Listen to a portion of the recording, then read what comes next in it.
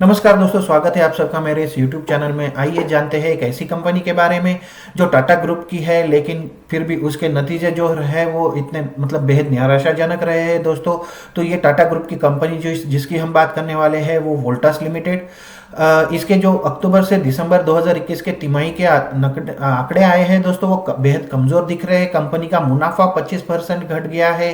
Company का revenue भी दबाव में है। आने वाले समय में भी कंपनी का आउटलुक काफी बेहतर नहीं नजर आ रहा है। तो नतीजों के बाद ज्यादातर वोल्टास के शेयर को एक न्यूट्रल रेटिंग पे रखा गया है और इसका टारगेट प्राइस भी हमने रिवाइज कर दिया है दोस्तों। वोल्टास जो कंपनी जो है वो होम अप्लायंसेस, एसी और कूलिंग टेक्नोलॉजी सेगमेंट की प्रमुख कंपनी है।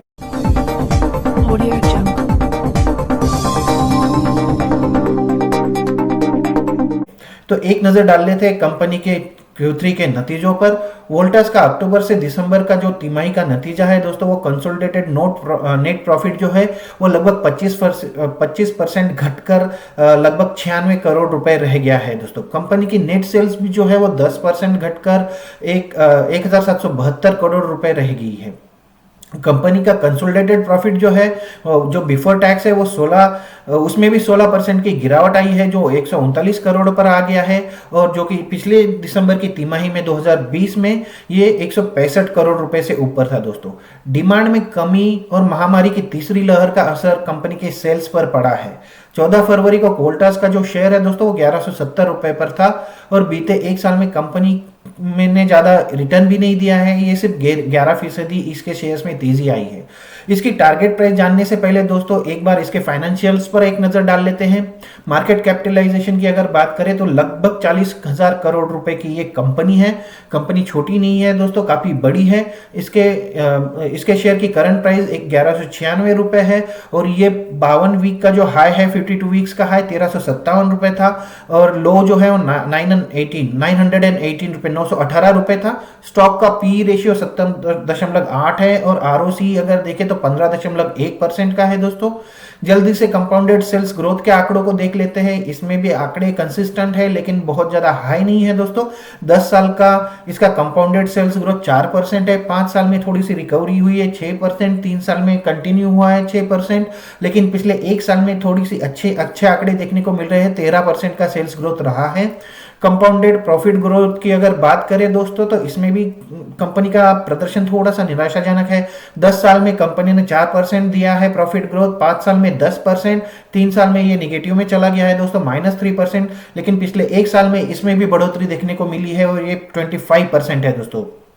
अब देखते हैं स्टॉक प्राइस CAGR की बात। 10 साल में इसका जो स्टॉक प्राइस CAGR था वो 27%, 5 साल में 28%, 3 साल में 32%, लेकिन पिछले एक साल में 13% का ही रहा है। और ROE जो सबसे मेन इंडिकेटर है दोस्तों, ROE की बात अगर करें तो ये कंसिस्टेंटली 14, 12, 11% का ROE रहा है कंपनी का पिछले 10, 5, 3 और 1 साल में। अब फॉरेन इन्वेस्टर्स की बात करें दोस्तों, फॉरेन इन्वेस्टर इस कंपनी के लिए बुलिश दिख रहे हैं दोस्तों। जून 2021 में जहां कंपनी में FII की इन्वेस्टमेंट 17.24% थी, वही सितंबर 2021 में बढ़कर 22.31% हो गई और दिसंबर 2021 में ये और बढ़कर 24.42% हो गई है दोस्तों FII की इन्वेस्टमेंट। आगे बढ़ने से पहले दोस्तों अगर आपको मेरे वीडियोस पसंद आ रहे हैं दोस्तों तो इन्हें लाइक जरूर कीजिए और अभी तक अगर आपने मेरा चैनल सब्सक्राइब नहीं किया है तो इसे सब्सक्राइब जरूर कीजिए और बेल आइकन पर प्रेस कर दीजिए दोस्तों, ताकि ऐसे ही नए वीडियोस, नए शेयर, नई जानकारी मैं आप तक पहुंचाता रहूं और इसके नोटिफिकेशंस आप तक पहुंचते रहे। तो चलिए मुड़ते हैं वीडियो की ओर। ये सारे फैक्टर्स को अगर कंसीडर करें दोस्तों तो वोल्टास के स्टॉक पर न्यूट्रल रेटिंग रखी गई है। इसका और एक कारण यह भी है दोस्तों कि कंपनी के सामने आने वाले समय में कई चुनौतियां हैं। इसमें एसिड्स की कमजोर डिमांड है, हाई इनपुट कॉस्ट है और EMP बिजनेस का अनसर्टन आउटलुक भी है दोस्तों। कंपनी की कंजप्शन डिमांड में रिकवरी बहुत ही धीमी रही है। आने वाले समर सीजन में इसमें रिकवरी की उम्मीद तो है। कंपनी की तरफ से दाम बढ़ाए गए हैं, इसके बावजूद भी इनके मार्जिन पर जो है वो प्रेशर नजर आ रहा है दोस्तों।